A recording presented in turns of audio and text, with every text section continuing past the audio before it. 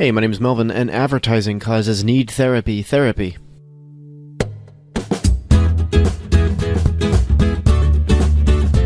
Welcome to Cinematic Doctrine, a Christian movie podcast where we sit at the table of cinema and eat. In this episode, we'll be dining on Jordan Peele's sophomore film, Us. It goes without saying, but I'm gonna say it, that you can't talk about Us without mentioning Get Out. So to start off, I enjoyed Get Out, although I didn't find it as groundbreaking as others did. It's a very good freshman film, but I'll admit that if I rewatch it, I might find myself loving it a lot more than I initially did. Even from memory, Get Out has incredible pacing that comfortably leads you into such a bizarre and horrific metaphor. It released amidst an already booming conversation about race and contributed such a great parable of our culture that it was no-brainer an Oscar was landing on Peele's lap for that one. With that said, you can believe when I say that I avoided every trailer for Us. I walked out of countless theaters to avoid it, listening to the haunting tones of "I Got 5 on It" from the AMC hallway, waiting for it to transition to the next trailer. I'm doing the same with Avengers right now, actually. Anyways, I was looking forward to what Peele had up his sleeve next, and I wanted to experience it completely blind.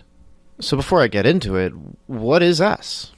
Well, Lupita Nyong'o plays Adelaide, who, with her family, embarks on a beach trip. However, for Adelaide, this brings back haunting memories of her childhood. One evening, while she struggles to make sense of her anxiety, a mysterious family appears outside their home.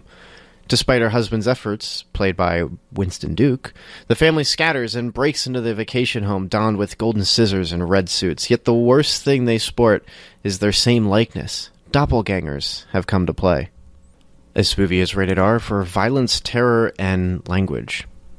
Honestly, there isn't much to prepare you for regarding the adult content of the film. It's quite tame in comparison to other horror movies, and the kind of violence within is equivalent to a Marvel film with some blood. However, the sequences of mayhem are quite visceral, albeit tastefully executed. To that end, Peele really knows how to compose a scene. He's very patient, taking advantage of silence with his atmosphere. The opening really sets the stage as we watch a young Adelaide with her parents enjoy the boardwalk festivities. What would otherwise seem exciting and thrilling becomes haunting and brooding as we're constantly viewing the scene at the height of a 9-year-old, looking up at the monstrous rides surrounding the area. It's a loud scene, don't get me wrong, but we're very conscious of how quiet and small this moment is. It's strange, but Peele seems to do this over and over with success. This likely has to do with his comedic background. Peele has spoken about the correlation between comedy and horror, and anyone with two legs knows that the genre is saturated with comedy already, but it's another thing entirely to see how both comedy and horror are similar in execution. He cites how both require meticulous setups and payoffs, recognizing that his time in comedy has done nothing but prepare him for horror. And there's no doubt that Peele has an affinity for horror. In preparation for the film, he had his actors watch upwards of 10 horror films to help set the tone for what he was looking for. He wasn't going for some sort of B-tier mindless slasher fare, rather aiming for the sort of horror that speaks to something larger. There's something a little twisted to asking your actors to binge one horror film after another, but Peele had his actors' best interests in mind, even going so far as to ask Lupita what he could do for her to help in preparation for the role. Struck by the question, she couldn't help but start crying. Poor Peele was at the table going, "Was it something I said? I'm so sorry." Once she composed herself, she said something along the lines of like how compassionate a question that was for a director to ask her, even going so far as to say that it was the first time she'd heard a director ask her that. And acting's only made worse when you're performing not one but two characters for a film. At times, the characters needed to perform two roles in one day, jumping from one mindset to the other in the hopes of performing their scenes well. But again, Jordan Peele shows his sympathy as a caring director and actor for that matter, stepping in to imitate certain characters as they played their opposing role. I mean, everyone's bringing their A-game here, and the performances are just fantastic. This is a director that not only loves his job, but loves the people he's working with, and I think this is made not only clear from the stories behind the curtain, but in the film's presentation as well. Although there's a lot to be desired in regards to the set-based inferences, Peele is still aware there's more than just a foreground to use in a camera. Multiple things may be happening at once at any given time, and you've never really wasted your time looking in the background of a scene. But like I said, there's a lot to be desired regarding set design. Although there are some neat things here and there, I couldn't help but wonder if Peele was going all out or simply making things work insofar as they needed to.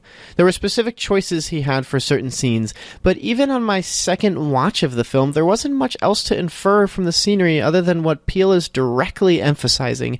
And that's fine, but that seems a little empty-handed for someone who seems to have an intense level of focus. And I think this is where the film starts to fall apart. For a man who has such creativity and seeks to speak into metaphors with bizarre imagery, as far as Us is concerned, Peele doesn't seem nearly as coherent as Get Out. If Get Out was tight and clean, whispering of greatness, Us is creative but messy, whispering of a visionary. And there's a method to the madness that he indulges in, but in some cases it's nothing more than that, just madness. And this was made even more apparent as I rewatched the film, occasionally scratching my head or doing a double take as I realized certain factors weren't adding up, as though the film were moving beyond ambition and straight into confusion. Ironically enough, though, I actually found myself enjoying the film a little bit more despite learning of so many more flaws. This sounds horribly strange, but if you will, Us is like the sort of film Shyamalan would have made sometime between Signs and The Village. It isn't nearly as groundbreaking as Sixth Sense, or Get Out for that matter, and it isn't nearly as perfect as Unbreakable, but it finds itself in that sweet spot of kinda good, but nothing to worry about kind of territory. In other words, it's not The Happening, and it's definitely not Lady in the Water or anything after that. And it sounds a bit bizarre, almost pointless to compare the second film of a fresh director to the long-established, borderline washed-up career of another, but I think the important thing to note is that Shyamalan is a visionary who doesn't compromise his story for anything, and Us feels exactly like that sort of film. And, in a sense, I'd rather someone make a movie so intrinsically theirs that it practically exudes creativity despite its flaws, but we've all seen how far off the deep end Shyamalan has gone, so it's not beyond my scope of understanding to ignore what could be the first step into career suicide. But perhaps I'm hyperbolizing, worried too much about something that clearly won't happen. Fingers crossed. I mean, the next few works Peele has ahead of him aren't even originals, what with him narrating the new Twilight Zone and remaking Candyman, so maybe I'm just getting worked up about nothing. But Us is flawed, without a doubt. It's especially hard to discuss these issues without spoilers, so let me try explaining what I mean. And I assure you I'll do my best to be understandably vague for those who haven't seen the film, yet clear for those who have. The film's bloated, and this becomes especially noticeable in the latter half of the film, as though Peele wrote his script and thought, that'd be cool, and ran with it. And while some of those ideas were, in fact, pretty cool, he seemed to ignore or possibly didn't know how much of those choices not only conflict, but distract the film from being as focused as it could have been. To a degree, all of these factors do contribute to his metaphor on the class system and intersectionality. Peele institutes everything from character relations, settings, and even the presence of the doppelgangers themselves as indicators of class and the conflicts between them. In fact, from the mere concept of basic differences in people groups, he seems to comment on how easy it is to have an us versus them mentality.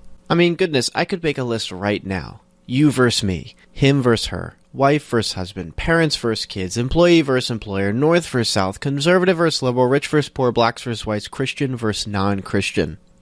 Peele said in an interview how one underlying spark of the film was the concept of walking down the street and seeing an exact copy of yourself. If both of you were surprised, that'd be a mutual fear that could be resolved, but if the other smiled, then they must have the upper hand. At some point, a decision must be made where one of them gets to stick around, because there simply can't be two of you going around.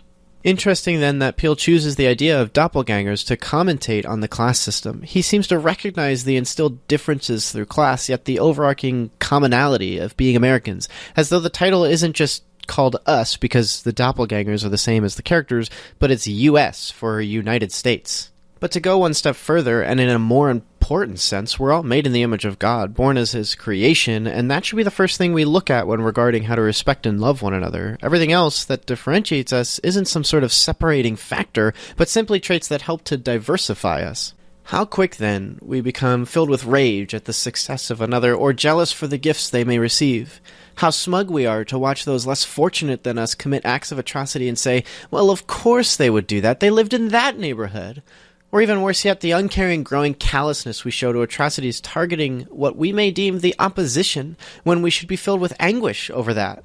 To that end, I really like what Peele is going for, but it's all at the sake of a tight narrative. If you were to strip the metaphor from the film, it's fine but not very linear, and even with the metaphor it becomes a conversation piece, but still doesn't quite cut it.